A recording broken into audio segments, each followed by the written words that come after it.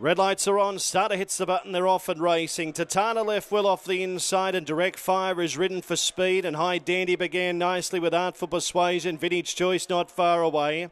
Prince of Sorts also up in that leading clump, and out wide Silvanito. Imposant slots in one off the railer. Fugitiva's on the inside, then Salonius Apollo Mission. Flying Bennett gets in third last, then Broadway Venture, and Zipperlist is last of all with 9.50 left to go. Direct Fire led, but Vintage Choice goes on with the jobber, and Vintage Choice takes the lead from Direct Fire, and High Dandy Park third, Prince of Sorts fourth, then came Tatana fifth, the railer. Artful Persuasion next, then Silvanito. Imposant just nudged along by Gibbons as they go down the side. Then Fugitiva out wide, Salonius Apollo Mission, Broadway Venture, Flying Bennett's got it all to do, and last was Zipperlist at the point of the turn. 500 metres left to go. It's Vintage Choice the leader, Prince of Sorts the danger on the outside, then Direct Fire, Tatana. High Dandy starts to build up the momentum out wide. Imposant still coming hard out wide on the track, and down the outside Artful Persuasion. It's still Vintage Choice, 2.50 left to go, led by 2 lengths the Prince of Sorts, Tatana. Imposant is still picking up out in the middle of the track, and here comes Imposant. Imposant moved up to Vintage Choice, Fugitiva, Flying Bandit down the outside with Apollo Mission, but Imposant struck the lead. Imposant too good. Imposant for Andrew Gibbons scores by 3/4 of a length. Second over the line will be Vintage Choice. Flying Bandit was rattling down the outside. It's in a photo for third with Zipperlist over near the railer. Then Apollo Mission, Broadway Venture, Fugitiva, Direct Fire, then Prince of Sorts. High Dandy got a stitch. Tatana was next, then Silvanito, and Salonius was one of the last to pull up.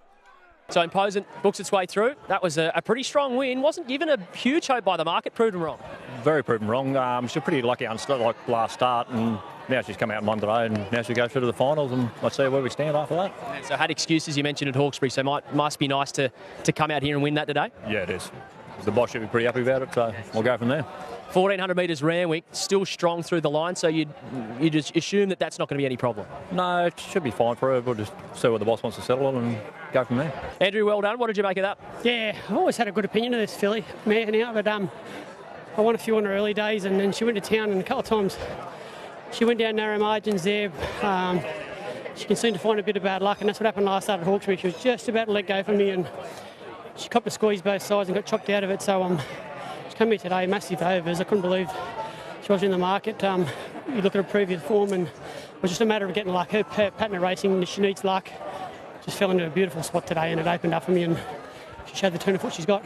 1400 metres Randwick, maybe a little more challenging than Kambla. How do you see her coping with that little step up in I guess, difficulty going to that trip?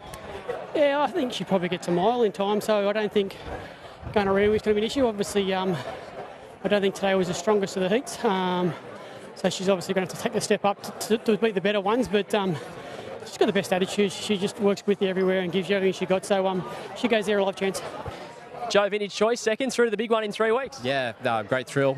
He showed a lot of fight today, and I think he'll tighten up fitness-wise and be spot on for that final in a couple of weeks. What do you do with him from there? Because it is a little bit of an awkward break. It's not that usual 2-week lead-in. What's your plan with him from now? Not a whole lot. Look, this horse, he's a very clean-winded horse.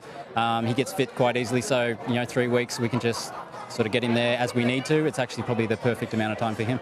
And he's been to Randwick before and run okay, so that must give you a bit of confidence? Yeah, absolutely. And he's obviously in good form this time. And had he drawn a gate today, I think he probably would have gone close to winning. So hopefully we can draw a nice barrier in the big one, but just thrilled to be going there. And racing for $1 million, mate. How will that sound? It sounds great, yeah. It doesn't get any better. JVL, nice second there and gets it through to the big one. How'd it feel to you? Yeah, it felt good. He jumped nice and cleanly, travelled strongly up to the turn, and there wasn't really a spot for us in the way he was travelling, how well he was going. Sort of just towed me to the lead, and to be honest, if I would have dragged him back to find any other spot, I don't think he would have been comfortable. He wouldn't have been in a nice rhythm either. So I worked with him rather than against him, and I think it's gone the right way. 1400 metres Randwick in a big $1 million race can often feel like a little further for horses. Would there be any concern heading to Randwick with him? Well, he's got a bit of improvement still in him. He had a big blow pulling up, so 3 weeks from going into the big race. I think he'll improve, but a strong 1400, we'll wait and see. Thanks, mate. Thank you. Cheers.